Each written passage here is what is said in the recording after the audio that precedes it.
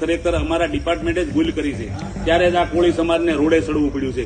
જો પહેલેથી એરેસ્ટ કરીને ગુનો કબૂલી લીધો હોત, એરેસ્ટ કર્યા હોત, તો એટલું બધું થાત નહીં. ભાવનગરમાં 1 તારીખે કોળી સમાજનું ખૂબ મોટું સંમેલન મળવા જઈ રહ્યું છે. આ સંમેલનની તૈયારીના ભાગરૂપે થોડાક સમય અગાઉ ભાવનગરના ફુલસર ગામે કોળી સમાજના યુવાનોની મિટિંગ મળી હતી, જેમાં કોળી સમાજના આગેવાનો દ્વારા ભાવનગર પોલીસ અધિક્ષક સામે જે થોડાક સમય અગાઉ રજૂઆત કરવામાં આવી તેને લઈને ચર્ચા પણ હાથ ધરવામાં આવી હતી.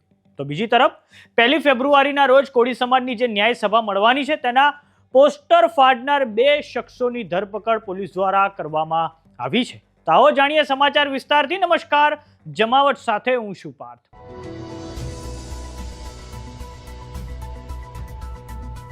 ભાવનગરમાં 1 તારીખે જે ન્યાય સભા મળવાની છે ત્યારે 29મી જાન્યુઆરીની મોડી રાત્રે ભાવનગર રાજકોટ રોડ પર સરિતા સોસાયટીના નાકા પાસે સિંહણદીમ કોમ્પ્લેક્સ ખાતે નવનીત બાલદિયા માટેની ન્યાય સભાના બેનર ફાડવાની ઘટના સામે આવી હતી, જેમાં અજાણ્યા 2 શખ્સોએ બેનર ફાડ્યું હતું અને આ આખી ઘટના સીસીટીવીમાં કેદ થઈ ગઈ હતી.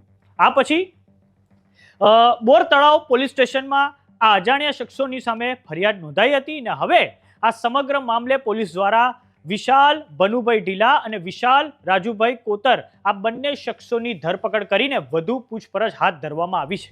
આ ઇસમોની સામે બીએનએસની કલમ 196 સબક્લોઝ 1 સબક્લોઝ બી 270 324 સબક્લોઝ 1 અને 54 અંતર્ગત ગુનો નોંધવામાં આવ્યો છે.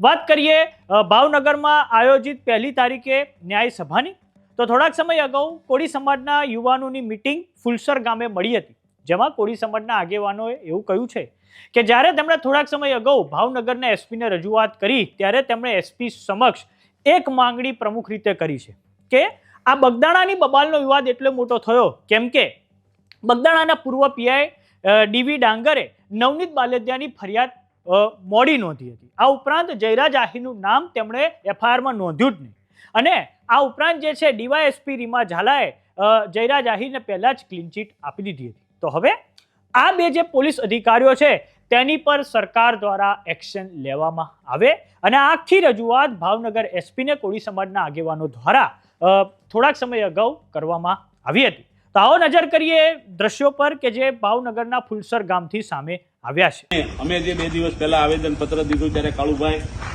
એસપી સાહેબે ખુદ એવું કીધું, ના પણ તમારો સમાજ સારો છે, કોઈ જે કાંઈ કાકરી શાળો નહીં, કાંઈ કોઈ અનિચ્છનીય બનાવ નથી બન્યો એટલે અમને ગર્વ છે. પણ અમે હજી પણ જે કાંઈ અમારો સમાજને જે ન્યાય નથી મળ્યો, આજે એ લોકોએ ભૂલ કરી છે, માનો કે વીડી ડાંગર હોય કે રીમાબા ઝાલા કે પટેલ, બરાબર, આ જાણી જોઈ અને એટલું બધું તમને કહું જે છુપાવવામાં આવ્યું છે, ખરેખર ગુનો બધાને સાબિત જ થઈ ગયો છે કે આ ખરેખર ગુનેગાર જ છે.